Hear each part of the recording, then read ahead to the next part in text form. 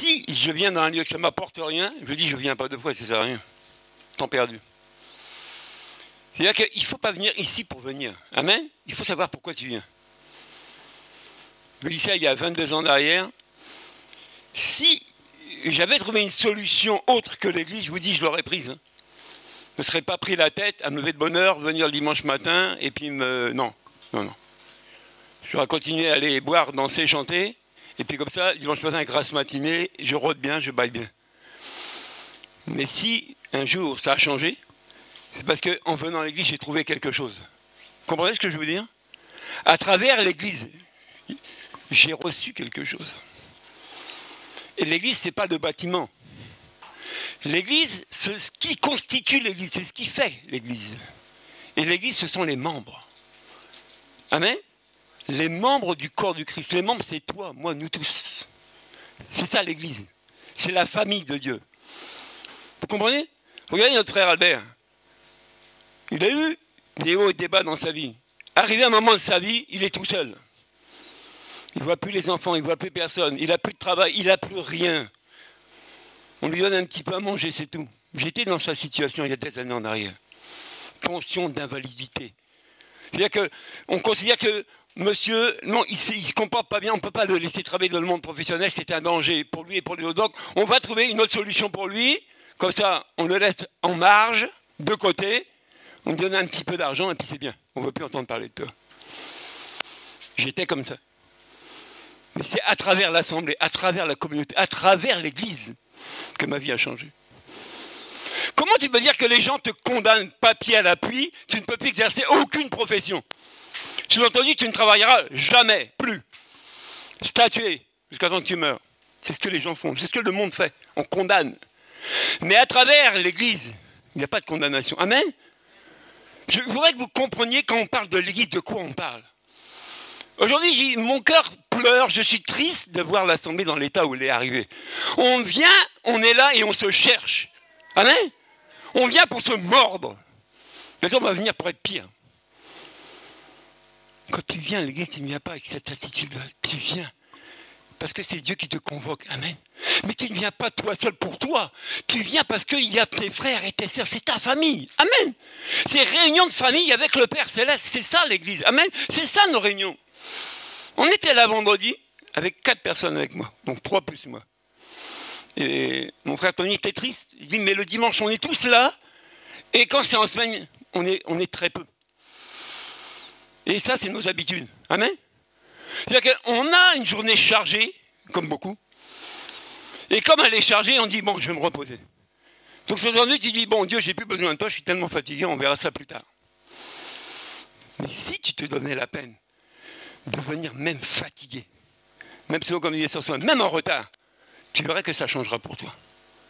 Parce qu'il n'y a pas de chouchou chez Dieu. Si ça a changé pour lui, ça doit changer pour moi. Mais pourquoi ça ne change pas pour moi? Pourquoi? Parce que moi, je ne fais pas d'effort. Ah oui? J'ai dit ici, j'ai vu des enfants, des mamans, les bébés à la mamelle, venir à des veillées de prière avec le bébé comme ça. Le bébé n'est pas mort, hein. La maman non plus. Mais Dieu a béni. Aujourd'hui, on a tellement de critères, tellement d'excuses pour ne pas venir. Ben, elle ne vient pas. Mais celui qui bénit, ce n'est pas le pasteur. Celui qui élève, ce n'est pas le pasteur. C'est Dieu. Et Dieu récompense quoi? La fidélité. Je vous dis, Dieu récompense la fidélité. Même tu ne connais rien d'un rien. J'ai dit à mon frère Albert, Albert, ne t'inquiète pas, tu vas doubler beaucoup de personnes sur ton chemin. Parce qu'il a un cœur vrai. Il ne cherche pas. Il prend content la parole de Dieu. Hier soir, j'étais là, il faut que j'appelle mon frère Albert. Qui s'est chargé si Albert va venir aujourd'hui? Parce que notre sœur Gina ne peut pas venir le prendre. Qui va le faire? Ben, je dis, je vais appeler. Je l'appelle une fois, il ne répond pas. J'aurais pu finir là, puis non, Albert, après tout, t'as qu'à répondre. Je dis non, je dois insister. Parce que mon frère Albert doit venir écouter la parole de Dieu. Amen. Il doit venir voir ses frères et ses soeurs. C'est sa famille. Il ne peut pas s'en séparer. Mais combien de fois, mon frère Marcel, tu ne te sépares pas de ta famille, toi, celle de Dieu? Les rachetés, comme on dit. On n'est pas des étrangers ici. On est les gens de la famille de Dieu. Je voudrais que tu comprennes c'est quoi l'église aujourd'hui. On a perdu cette valeur-là, cette notion-là, quand on est ensemble. Combien de fois ici, je vous dis, quand je parle de mon frère Marco, quand je vais visiter mon frère Marco, je dis, Marco, tes frères t'ont appelé de l'église? Il me dit non. Vous croyez que ça ne me fait pas du mal? Vous croyez que ça ne me déchire pas le cœur, savoir que votre frère, qui ne peut pas venir ici, il est chez lui, on ne l'appelle même pas. Bon, c'est quelle famille ça qui ne prend pas soin de son frère? Peut-être c'est dur à entendre ce matin, mais tu dois comprendre, mon frère, ma soeur, si tu veux être béni, si tu veux que Dieu t'élève, tu dois rentrer dans le moule de Dieu. Chez Dieu, il n'y a pas de... Non. J'aime trop l'église pour parler de ça, j'aime trop ça. Toute ma vie, je vous dis, je ne loupais avant jamais une réunion. La seule fois que j'ai loupé les réunions d'église, c'est parce que je suis tombé de 10 mètres de hauteur, j'avais le pied cassé, j'étais à l'hôpital. C'est là que je n'ai pas pu aller au culte. Mais malgré cette chute, malgré l'hôpital, c'est l'église qui est venue à l'hôpital. Vous voyez, c'est ça la famille, tu n'es jamais seul. Tu as tes frères et tes sœurs, tu dois pouvoir compter sur eux. Aujourd'hui, tu as un problème, tu comptes sur qui? Bon, je vais aller voir l'assistante sociale. Bon, je vais aller voir l'avocat. Donc l'église, ça sert à rien. Ça sert à quoi l'église? Je vous dis, à quoi ça sert? On sert à quoi nous, en tant que membres? Parce que si on est membre du corps du Christ, le membre sert à quelque chose, il ne sert pas à rien. S'il ne sert à rien, on n'en a pas besoin. Tu es un membre, mon frère, ma soeur du corps du Christ. Tu as une utilité dans l'assemblée. Tu as une utilité, Dieu a besoin de toi. Dieu a besoin de nous. L'église, c'est nous tous. Et je dis ce mois-ci que quand quelqu'un est béni dans l'église, c'est toute l'église qui est bénie. Tu veux être béni? Sois une bénédiction aussi pour les autres. Quand on lit la Bible, est-ce que vous avez lu les textes pour voir que quand Jésus appelait les gens, ceux qui décidaient de le suivre, ils renonçaient à tout, ils abandonnaient tout, football y compris, loisirs y compris, même famille y compris. Ah oui? Parce que si Dieu te sort de ta famille, c'est pour être une bénédiction pour eux. Amen. Mais nous, on a zappé ça. Maintenant, il y a un discours qui vient, on dit, ah oui, mais et la famille, c'est important, donc l'église à côté. Donc on va privilégier la famille de chair, plutôt que la famille spirituelle que Dieu s'est acquise. Comment? Au prix du sang de son Fils. Vous comprenez la valeur de la famille de Dieu? Au prix du sang de Jésus, Dieu s'est acquis son peuple. Nous. On n'a pas compris. Et comme on ne comprend pas, regardez, ça commence à couler. Moi, quand je vois mes premiers pas, il y a plus de 22 ans, et je vois l'église aujourd'hui, je dis non, on s'en va où? Mais on s'en va où? Mais je dis, ce que je vivais il y a 22 ans dans les assemblées, je ne vis plus ça, c'est fini. Je ne vis plus ça. On parle communion fraternelle, je dis, c'est quelle communion qu'on a? De bouche. Mais le cœur, il est où? On dit qu'il n'y a pas plus grand amour que de donner sa vie pour son frère. À l'image de Jésus qu'il a donné pour toi. Tu es conscient de cette parole-là? Il n'y a pas plus grand amour que de se donner pour l'autre. Nous, on ne donne pas pour l'autre. Pourquoi? Parce qu'on a des priorités. Donc d'abord moi, et puis l'autre après. Ça, c'est pas l'évangile. Non. Ça, c'est pas biblique. Tu ne peux pas considérer d'abord tes intérêts et ceux des autres après. C'est d'abord les autres et toi après. C'est comme ça que Dieu bénit les gens. Amen. C'est comme ça que Dieu élève des gens. Tu n'as pas besoin de diplôme pour que Dieu t'élève. Dieu t'élève parce qu'il voit ton travail. Il voit ta persévérance. Il voit ta faim et soif de lui. Et c'est comme ça qu'il te bénit. Il dit ouvre ta bouche, je la remplirai. Il n'a pas dit va à l'école biblique. Il n'a pas dit va en théologie. Il dit ouvre ta bouche, je la remplirai. Qui croit en cette parole-là encore aujourd'hui? Ah oui? C'est pas parce qu'il y a tout ce qui se précipite qu'on va rester avec le raisonnement, non? Mais on va mourir avec le raisonnement. On va annuler la foi avec le raisonnement. On a chanté le chant, pour ça que j'ai argumenté. Tu es convaincu que Dieu te guérit? Si c'est oui, mais tu n'es plus malade, c'est fini. À l'instant même, tu es guéri. On ne vit plus ça, c'est fini. On commence à cogiter. Ouais, mais le professeur, là, j'ai eu le témoignage, je connais, c'est Chris et Johanna, le couple de missionnaires anglais.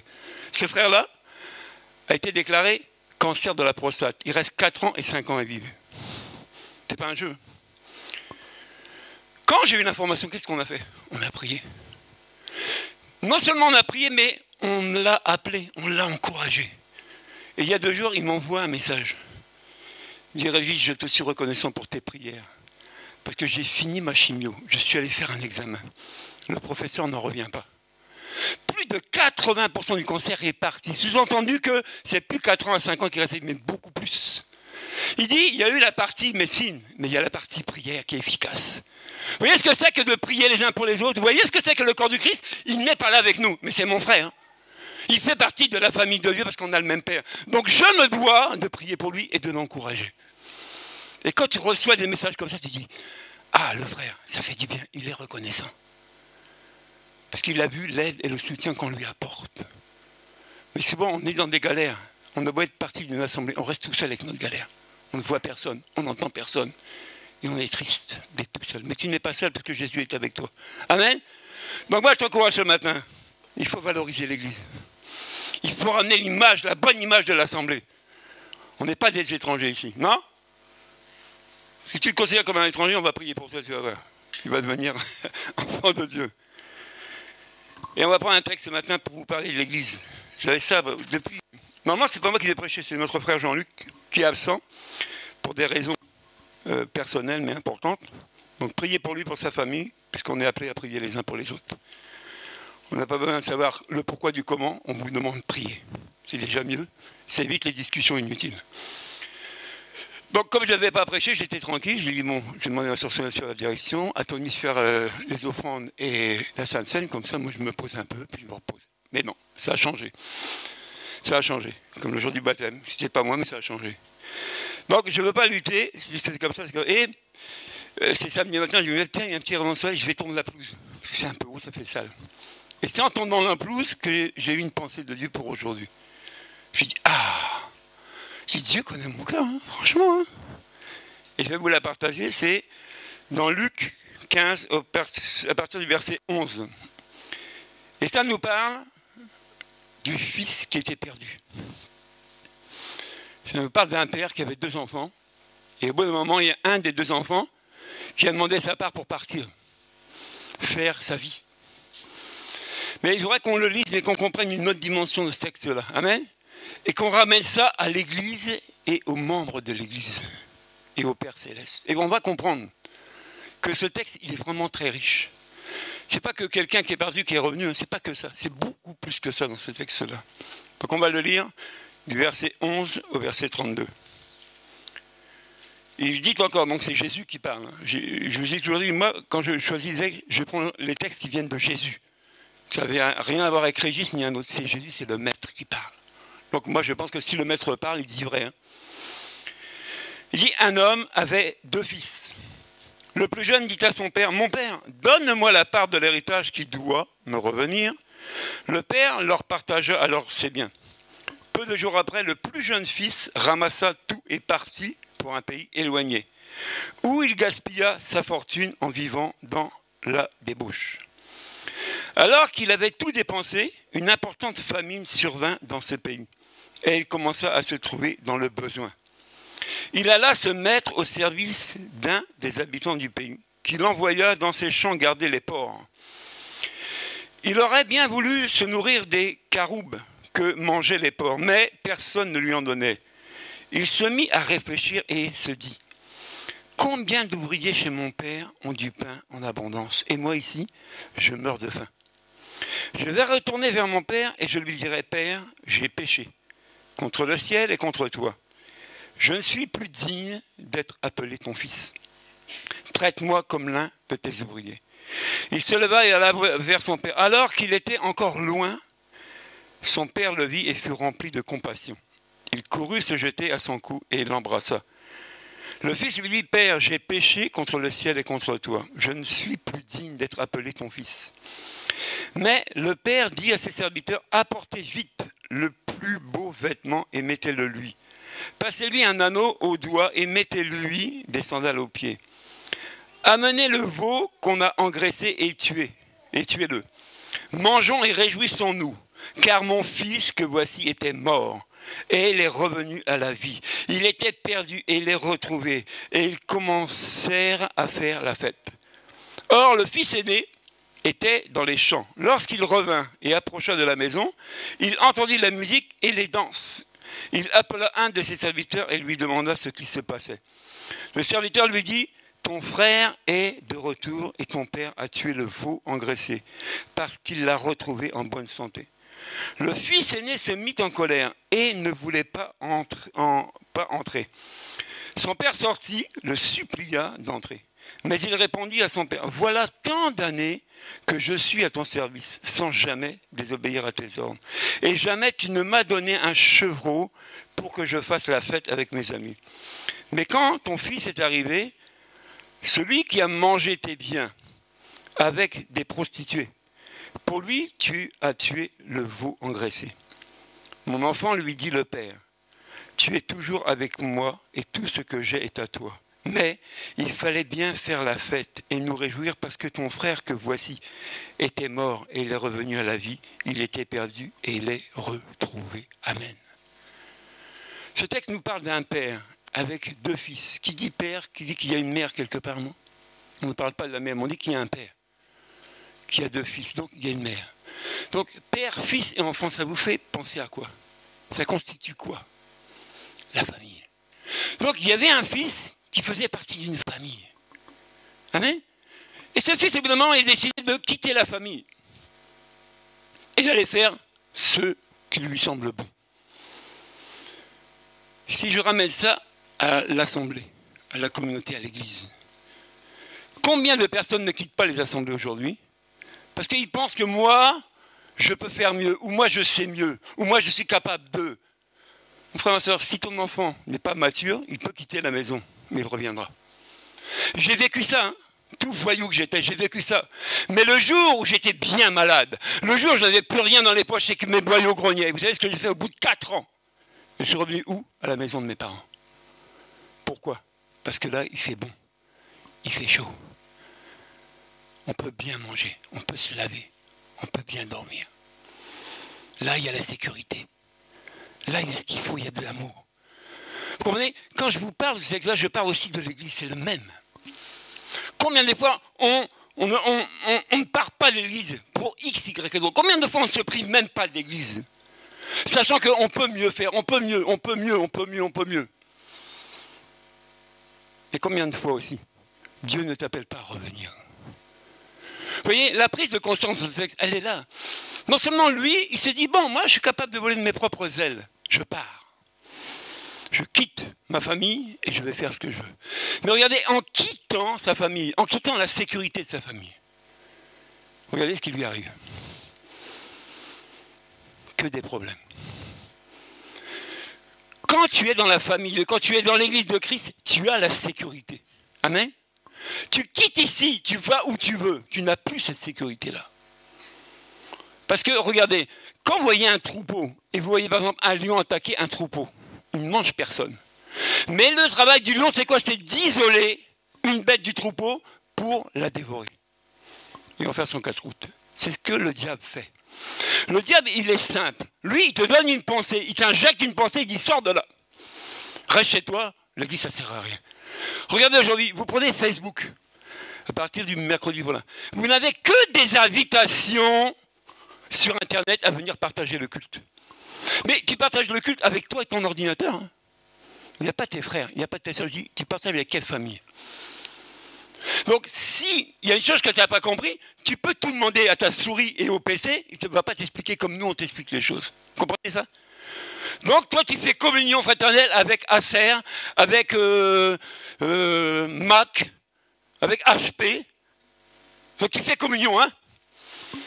Et tu ne sais même pas le gars qui est en face, qui il est. Tu ne le sais pas. Mais quand tu sais qui est ta famille, qui est ton frère, qui est ton père, ça, c'est fiable. Amen. Ça, c'est crédible. Moi, je ne doute pas avec eux. Je sais qui ils sont. Pourquoi j'ai demandé à mon frère Albert de témoigner avant? Parce qu'il a bien soulevé depuis que je suis venu où? Dans l'église. Donc c'est à travers les membres de l'église que notre frère a vu Dieu à l'œuvre. Mais regardez, ceux qui quittent, regardez ce qui leur arrive souvent. Je dis toujours ici, si tu connais un frère, une soeur qui confesse Jésus, qui est tout seul, invite-le. S'il est dans une assemblée, bénis Dieu, mais ne le laisse pas vagabonder tout seul. C'est la proie du diable, la proie des mauvaises pensées. Combien de fois on n'a pas vu des personnes, excusez-moi, ils ne font que ça, ils restent un mois ici, ils quittent, ils vont 2 mois là-bas, ils quittent, mais qu'est-ce qu'ils font? Ils ne font pas partie de l'église pour moi, non. Il y a quelque chose qui ne va pas. Si Jésus a dit qu'il bâtirait son église, parce que l'église vient de lui, c'est sa volonté qu'elle existe, pourquoi l'église est vide? Moi je ne comprends pas. C'est là où on devrait courir tout le temps, amen. C'est un lieu de bénédiction, un lieu de guérison, un lieu de restauration, un lieu où tu changes tout. Je vous ai dit, si moi, j'avais eu des solutions avant de connaître l'église, mais jamais je mets un pied dans l'église. À l'époque, je m'en foutais. Mais j'en ai rien à faire de l'église. Comme on dit, rien à souhait. Ah, là-bas, ça sent le cierge, ça sent mauvais l'encens, j'ai envie de vomir quand j'y vais. Et puis le prêtre, là, il parle un langage, je ne comprends rien. Et puis je m'ennuie. Et puis c'est noir. Et puis il y a des toiles d'araignée. Bon, qu'est-ce que je vais faire là-bas? Hein? Mais le jour où j'ai mis les pieds dans une église qu'on appelle église selon la Bible, je dis bien, pas par les hommes, selon la Bible, là, ça a changé tout. Parce que j'ai rencontré des hommes et des femmes qui m'ont accepté tel que j'étais. Pas une remarque, pas une réflexion sur mon attitude. Est-ce que tu sens mauvais? Est-ce que le gars il fume? On s'en fout. Tu es là, viens, on t'accepte. Oui, ça c'est le rôle de l'Église, accepter l'autre. C'est ce qu'on ne fait plus. Parce qu'on est arrivé à un moment où on a des critères bien définis. Pour qui et qui? Est-ce que vous croyez que Dieu a des critères bien définis? Non. Est-ce qu'il a donné Jésus pour une petite catégorie ou pour tout le monde? Bon, si c'est pour tout le monde, pourquoi on n'accepte pas tout le monde? Ah, le frère va venir, tu sais, fais gaffe, on s'en fout. Qu'ils viennent. L'église, c'est un lieu de prière pour tous, je dis bien tous, sans exception. Que tu sois pas, viens à l'église, tu es le bienvenu. Parce que ce n'est pas nous de nous-mêmes, amen, qui changeons la vie des gens, ce n'est pas nous. C'est celui que Dieu a envoyé, c'est Jésus. Il n'y a pas d'autre nom, la Bible dit dans Actes, il n'y a pas d'autre nom qui a été donné sous le ciel, parmi lequel on doit être sauvé. Un seul nom est capable de sauver les gens. Un seul. Mais pour être sauvé, il faut passer par l'église, mon ami. Ça, elle ne sert à rien. Pourquoi Jésus l'a planté sur la terre si elle ne sert à rien? On l'enlève. Mais c'est ce que le diable est en train de faire, mon frère, ma soeur. Ses plans, c'est de détruire les gens. C'est de détruire et de détruire, de détruire. Moi, excusez-moi, je vais le redire. Et si je le redis, c'est pas pour indexer, c'est pour qu'on prie là-dessus. Combien de couples chrétiens ne divorcent pas aujourd'hui? C'est le plan de qui? C'est pas le plan de Dieu. Mais qu'est-ce qui s'est passé pour que les gens aient une rupture? Qu'est-ce qui s'est passé? Ben, il s'est passé que souvent, on a négligé l'église, on l'a mis derrière, on a mis nos problèmes devant, on a mis notre intelligence devant, on a mis notre cerveau devant, et avec nos petits bras musclés, on a essayé de régler nos problèmes. Mais on n'est pas passé par l'église. Et qui a gagné? Le diable. Ah oui, ma femme est là, vous pouvez lui demander. Tout début qu'on arrivait à l'église, on avait des problèmes. Quand je dis problème, c'est un petit mot, hein, c'est jusqu'à là-haut, jusqu'au plafond. Mais à chaque fois qu'on allait voir le pasteur, on disait, pasteur, voilà notre problème. Vous savez ce qu'il faisait? Il est OK. Il dit, toute l'église se lève, on va prier pour eux, pour telle situation. Je vous dis, ça ne faisait pas 2 jours, le problème était réglé. C'est cette église-là que j'ai rencontrée il y a 22 ans. Une église qui prie, mon frère, ma soeur. Pas une église qui critique et qui murmure, une église qui a la compassion de l'autre. C'est cette église-là que j'ai rencontrée. Pourquoi, à votre avis, cet enfant-là, qui a quitté, qui a pris le bien de son père, parce que c'était les siens, qui est parti, pourquoi au bout d'un moment, il a eu une prise de conscience? Ah, là-bas, j'ai laissé ma famille. Et cette famille, ben, ils ont ce qu'il faut. Quand on dit que les ouvriers ont de quoi manger, reprenez les textes, lisez ça, essayez de comprendre. Quand on dit au verset 17 que les ouvriers qui sont dans la maison de mon père avec de la nourriture. Mais c'est de quelle nourriture qu'on parle, mon frère, ma soeur? C'est pas du pain, hein, c'est la parole de Dieu. C'est cette parole qu'on entend et qui nous change. Mais il n'avait plus cette parole-là. Vous comprenez? Il était coupé de cette communion-là avec sa famille. Donc il s'est ouvert tout seul, il dit, mais là-bas, quand même j'entendais des bonnes paroles, j'avais des encouragements, maintenant je suis tout seul. Qu'est-ce qu'elle va m'encourager, la prostituée, à part me coucher avec? Parce que le monde, il te propose des choses du monde, mon frère, ma soeur, c'est simple. Hein.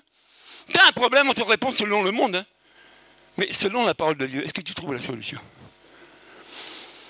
Je vous ai témoigné ça quand j'ai perdu ma société il y a 1 an et demi. J'ai fait un vœu à l'Éternel, jusqu'à aujourd'hui. Je dis, Seigneur, je n'irai pas voir les assistantes sociales. Si je n'ai plus rien, c'est toi qui dois pourvoir mon besoin. Je vous dis, j'ai tenu cette parole-là. Ce vœu, je l'ai fait à l'Éternel. Un jour, par obligation, parce que je voulais refaire une société, elle a dit, monsieur, il fallait voir une assistante sociale. Ah, je dis, non, monsieur, il faut. Bon, il dit, OK. Tu mérites, on va prier. J'arrive à l'assistante sociale, je lui explique mon cas. Vous savez ce qu'elle me dit, la dame? Monsieur, on ne peut rien pour vous. Il dit, ah, merci. Elle a dit quoi? Je dis merci. Parce que je ne peux pas prêcher la parole de Dieu et dépendre des hommes comme ça. Non, je dépends de celui qui a inspiré cette parole-là, de Jésus. Je ne dépends pas des hommes. Vous voyez, si on était attachés comme ça, non, on bouleverserait des régions entières. Mais nous, on est trop attachés dans nos raisonnements, dans nos traditions, dans nos coutumes. On pense que. Mais quand il fait le que, c'est pour faire plaisir aux gens. Mais à force de faire plaisir aux gens, on fait plaisir à qui? Ben on désobéit à Dieu. Maintenant, entre plaisir et désobéissance, on va choisir quoi et qui? Notre frère l'a témoigné 6 ans, impossible. Dernièrement, il avait fait un courrier à la mairie, à Montdidier. Et il vient, il était triste, il dit, ah, regarde Régis, ils ont refusé le poste. Je lui ai dit, laisse ça tomber. Laisse ça tomber. Ils veulent pas de toi, laisse ça tomber. Il y en a un qui te réclame. Et il m'envoie un message, j'étais au boulot. Je lis ça, mais la joie dans mon cœur. Il va partir travailler. La joie que j'ai eue de voir ça. Vous comprenez la joie? Mais c'est plus que l'or et l'argent, non? Les uns condamnent, on te condamne. Mais Jésus ne te condamne pas. Mais pourquoi notre frère a compris ça? Parce qu'il est venu où? Dans l'assemblée. Et c'est à travers les uns et les autres que l'encouragement est venu dans sa vie de ne pas lâcher prise. Mais toi, quand tu as un problème, tu te tournes vers qui aujourd'hui? Vers l'église? Ou tu luttes avec tes bras musclés? Ben, moi je te dis, vas-y, lutte. Tu ne vas pas lutter longtemps. Jésus n'a pas mis l'église sur la terre par hasard. Amen. Il n'a pas appelé les 12 par hasard. Non. Il n'est pas allé de lieu en lieu annoncer la bonne nouvelle par hasard. Parce que si c'est du hasard, tout le temps du hasard, on va jouer au loto ici. Non. On fait loto ce soir. On met des tables et on fait loto. Il faut voir qui va gagner, loto. Mais il n'y a pas loto chez nous, c'est Jésus. Et c'est lui qui est le grand vainqueur, on l'a chanté. Et il sera toujours victorieux, si tu le crois, il sera victorieux. Donc on continue dans ce passage-là. Donc, il a quitté sa famille, il a quitté la sécurité, il a quitté la protection et la nourriture. Il se retrouve au bout d'un moment, il n'a plus rien. Mais regardez, il a quand même une réaction. Il ne va pas se suicider. Il fait quelque chose qui est gagnant. Ce qu'on appelle repentance. Changement d'attitude. Il se dit, ah, j'ai mal agi avec mon père. J'ai mal agi avec ma famille. Je vais leur demander pardon. J'ai mal fait. Donc l'enfant, regardez, l'attitude de l'enfant qui fait que il va demander pardon. Regardez ce que Dieu fait. Il prépare le cœur du père à recevoir son enfant de nouveau. L'église, elle devrait être comme ça, les bras grands ouverts pour quiconque. Que tu es venu, que tu sois parti, que tu aies fait des hauts débats, reste l'église de Jésus, pas des hommes. Et c'est l'amour qui doit primer. Pas la tradition, pas la religion. L'amour de Dieu, ça doit primer. Et c'est cet amour-là qui guérit le cœur. Regardez, l'enfant, je pense qu'il devait pas emmener large pour revenir voir son père. Moi, quand j'ai claqué plusieurs fois la porte de mes parents, quand il faut pour revenir, je ne fais pas le fier. Je pensais réussir sans eux. Vous, les anciens, oh, c'est bon, hein. Vous me fatiguez, là, vous me gavez vos histoires d'anciens. Là. Donc moi, je suis assez grand. Hein. Oh, t'as pas vu? D'abord, je fais 1m85. Je suis grand, non? Hein, je peux aussi, moi, faire ma vie. Hein. Mais va faire ta vie. Mais tu reviendras. Il n'y a pas mieux que la maison de ses parents. Je dis tout le temps, hein, ne fermez jamais votre porte à vos enfants. Qu'ils soient brigands ou pas brigands, le jour où il frappe à la porte, ouvre-lui. Donne-lui à manger, prends-en soin. Tu verras ce que Dieu va faire. Ça, c'est ce que j'ai mis devant Dieu, avec une guette pour les enfants. Qui m'insulte ou qui ne m'insulte pas, je m'en moque. Ma porte est ouverte. Parce que si ma porte est fermée, qu'est-ce qu'il en reste? Vous qui avez des enfants. Rendez-vous compte, surtout les mamans, la douleur, elle est là. Ce genre de père, il est dur, il dit non, c'est fini celui-là, t'as pas vu ce qu'il a fait? Plus jamais il viendra là. Et la maman, elle souffre, elle dit non. Elle sait qu'il a pas tort, le mari, mais quand même, c'est le nôtre. C'est à nous. On l'a fait ensemble. Hein? J'ai souffert 9 mois. Et on peut pas le condamner. On ne peut pas. Et c'est bon, la prière de la maman va convaincre le papa. Allez, reviens. Combien de fois j'ai pas... Mon amiguette, la vie qu'on a eue. Combien de fois j'ai pas hurlé, crié. Ah non, tellement ils m'en ont fait. Je dis non, pas possible celui-là. Mais jusqu'à quand? Jusqu'à quand, on ne sait pas. Mais on dit quoi? L'amour. C'est l'amour qui guérit tout. Amen. On va gagner quoi, mot pour mot? On va se taper. Hein. Mais on ne peut pas taper. On ne peut que aimer et pardonner. C'est comme ça que ce fils-là, quand il est rentré voir son père, tout timide, tout tremblant, comment on allait l'accueillir? Le père ne l'a pas accueilli avec des gros mots. Hein. Il n'a pas pris le fusil ou la fourche. Hein. Son cœur s'est ouvert. Il dit, viens mon fils. Quelle joie de te revoir. Rendez-vous compte, si seulement on vivait ça dans nos assemblées. Mais les cœurs des gens seraient guéris. vais vous dire un truc, hein, ça reste entre nous. Je n'ai jamais croisé quelqu'un qui a quitté une église et qui me dise « Hé, Régis, là-bas j'ai quitté parce qu'il y a trop d'amour. » Non, il y a trop. Je leur en laisse. À bon entendeur, salut. Comprenez ce que je veux dire? Les valeurs de cette parole-là, on les a perdues. Non seulement on les a perdues, et on ne veut plus rien faire pour les récupérer. C'est-à-dire qu'on est d'accord avec ce qui se passe. Ah, t'as vu l'église, oui, et puis on ne fait rien. Ah, t'as vu le pasteur, oui, et on ne fait rien. Bon, à force de rien faire, on ne changera rien. On ne changera jamais rien. Et ce texte, il est vraiment important. Donc, l'enfant qui revient vers son père et qui accueille le père, qu'est-ce qu'il fait? Il dit, on fait la fête. On fait la fête. Il était mort. Parce que dans le monde, c'est la mort qui t'attend. Chez Jésus, c'est la vie. Donc ailleurs, c'est quoi? Ben, la mort. Donc il revient vers Jésus. Il revient à la source se nourrir, ce pain-là, la parole de Dieu, qui le garantit, qui lui nourrit son âme. Mais ça ne peut être que la joie pour le parent et pour la famille. Donc regardez ce qui se passe plus loin. Le fils aîné apprend l'information que son frère est revenu. Il dit non, moi je ne suis pas d'accord. Je ne suis pas d'accord, parce que moi, j'ai toujours été avec toi. J'ai toujours resté dans l'assemblée. J'ai nettoyé les toilettes, pasteur. J'ai passé l'aspirateur, pasteur. Comment se fait-il que l'autre là-bas, que je ne connaissais pas qu'il arrive, il a droit à tout? Non, je ne suis pas d'accord. Mon frère, c'est pas toi qui décide. C'est Dieu qui décide. Le père a pris sa décision. Il dit, on fait la fête pour mon fils. Le fils aîné dit, non, moi je refuse ça. Papa, tu ne peux pas l'accepter de nouveau avec tout ce qu'il t'a fait. Donc, imaginez 2 secondes, si le père, il écoute le chantage de son fils pour remettre l'enfant dehors. Qui a gagné? Le diable. Et oui. Parce que l'enfant, il revient à la source, vous comprenez, à la source. Quand quelqu'un réintègre l'église de Christ, il revient à la source. Tant qu'il est séparé, il est coupé de ces sources-là. Quand il revient de nouveau, il est alimenté. Donc souvent, on est là, on est envieux les uns des autres. On cherche la place. Hein? Ne cherche pas de place, mon frère, ma soeur, c'est Dieu qui te la donnera. Même si ça met 30 ans, si c'est Dieu qui est ton garant, il t'élèvera. Et il fera ce qu'il veut avec toi. Donc, pourquoi je dis ce texte m'a inspiré? Parce qu'on voit la rivalité entre les deux. Les deux mêmes enfants, des mêmes parents. Un cherche l'autre. Un jalouse l'autre. Ouais, l'aime mieux quoi? Eh ben, mais est-ce que Dieu est juste ou injuste? Moi, je vous pose la question, est-ce que Dieu est juste ou il est injuste? Est-ce que Dieu est aveugle ou il voit? Est-ce que Dieu est sourd ou il entend? Bon, pourquoi nous, on va chercher des histoires entre les frères et les sœurs? Pour une place. Mon frère, ma sœur, on n'a rien compris à l'évangile. L'église de Christ, ce n'est pas l'église des hommes. Amen. Et les brebis, ce sont celles du Seigneur, pas des hommes. Il faut comprendre ça. Donc, entre l'homme et Dieu, qui a raison? Qui a le dernier mot? Ben c'est Dieu, c'est lui le Père. C'est lui qui décide dans sa maison, non? Depuis quand? C'est les gosses qui vont commander. Mais aujourd'hui, ce sont les membres de l'église qui veulent commander le Père. Ah non, parce qu'on ne fait pas comme ça, parce que... parce que quoi? Dieu dit A, toi dis non, je ne suis pas d'accord, je veux la prime. Il n'y a pas de prime. C'est A tout court. Gros meurt. Je vous dis, vendredi, on n'était que 4. Hein. On a fait un bon partage, mais on était contents. Parce que Dieu nous a repris. Amen. Vous voyez le passage où Jésus annonce sa mort et sa résurrection, et puis il dit ce qui va se passer, et il passe d'Égypte, et Pierre se lève.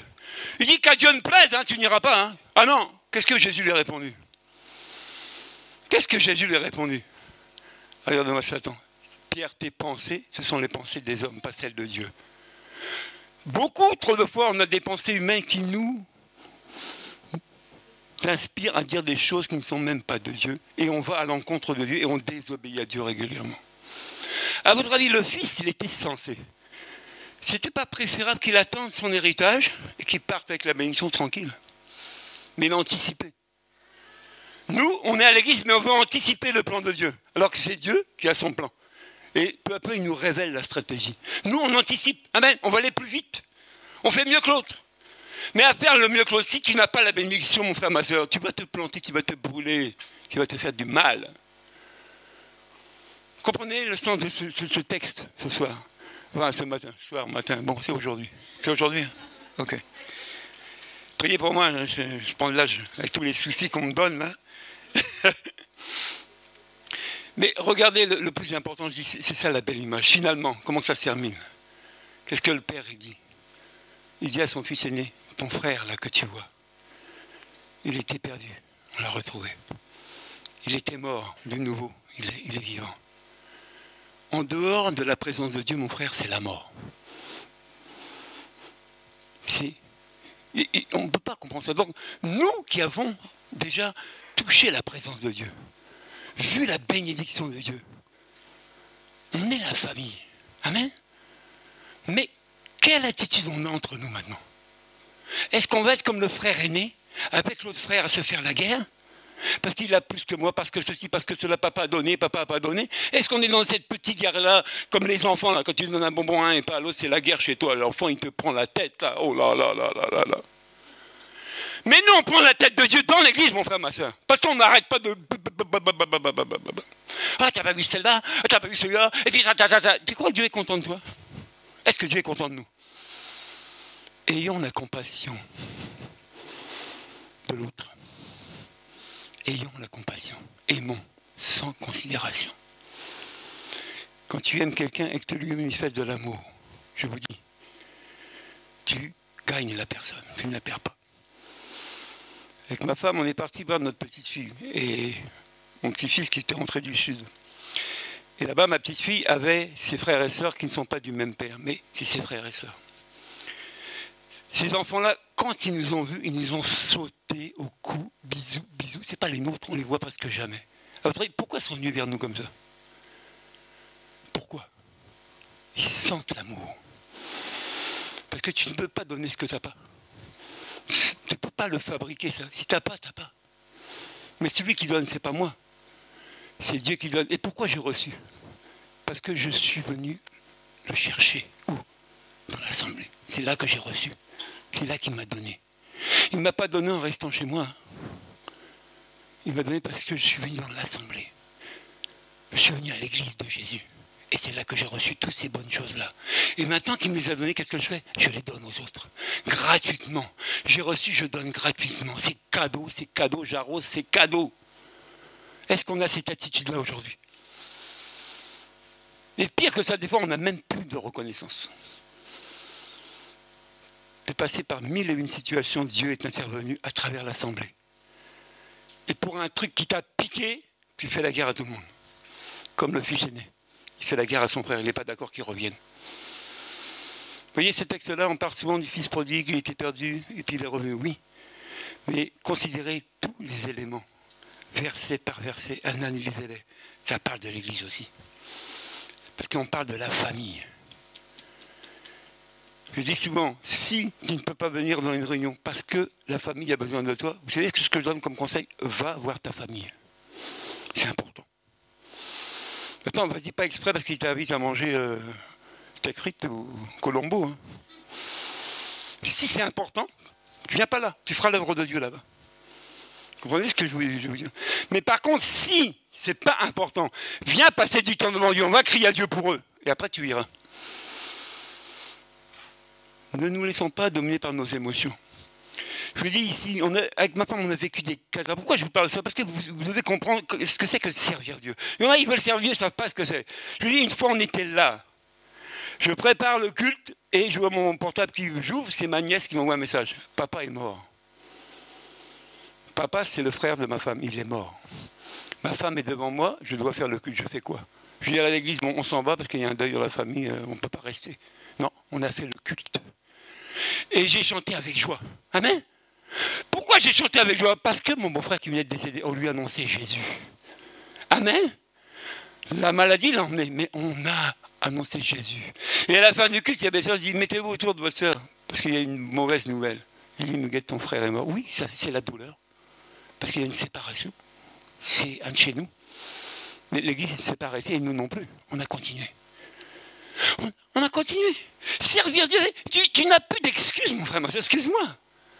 Ma femme que vous voyez il y a 2 ans, elle a failli mourir. Elle était à l'hôpital d'Amiens pour un œil infecté. C'est descendu dans son sang. Elle devait mourir. Quand je dis mourir, c'est mourir. Plus de femme. Et j'ai le culte le lendemain. Je fais quoi? Je vais rester à son chevet à me lamenter, à pleurer, remplir des mouchoirs ou des bassins? Ou je vais louer Jésus? Parce qu'à ce niveau-là, s'il n'intervient pas, elle meurt. Vous voyez, qu'est-ce que j'ai fait? J'ai appelé ceux que j'ai pu appeler. l'Église, le corps du Christ, on s'est levé dans la prière. Elle se porte bien pour une morte, regardez, elle rigole. Mais, vous voyez, on néglige le corps du Christ, on néglige nos frères et nos sœurs, alors qu'ils sont une aide pour toi. On ne veut plus. On est assez fort nous-mêmes, comme le fils là. Il dit, moi je suis assez grand pour vivre ma vie. Je m'en vais, je quitte. Bah quitte. Mais tu reviendras. Amen, on va prier. On va prier ensemble afin qu'on comprenne et qu'on sache quelle est la valeur du corps de Christ, les membres que nous formons. L'importance de l'Église locale et de l'Église universelle. Amen. Ne fais pas, mon frère, ma soeur, Église buissonnière régulièrement. Si tu ne peux pas te libérer, demande la prière. Dieu est capable de libérer du temps pour toi, quelle que soit ton activité. Il est capable, tant que c'est pour lui, il va le faire, t'inquiète même pas. Tu sais même pas comment il va faire, il est capable de te faire renvoyer d'un côté et t'ouvrir de l'autre côté où tu seras libre. Il est capable. Est-ce que tu y crois? Parce que